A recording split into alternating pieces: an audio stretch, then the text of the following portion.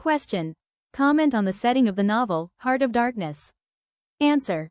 Heart of Darkness, a novel by Joseph Conrad, begins with the description of a cruising yawl, a sailing boat called the Nelly, anchored in the estuary of the River Thames.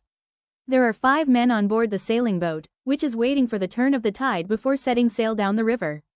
The group of men includes the director of companies, the lawyer, the accountant, Marlowe, sitting cross-legged right aft, and the first narrator, the I, of the opening paragraph and the last sentence of the story.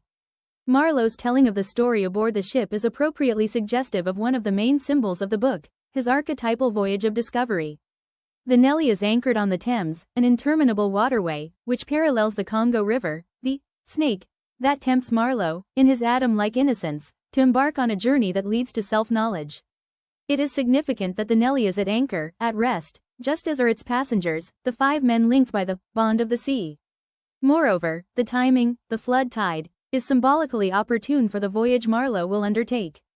His Buddha-like, cross-legged posture accentuates the deeply introspective and contemplative atmosphere, underscoring the novel's focus on reflection, self-discovery, and the moral and psychological journey ahead.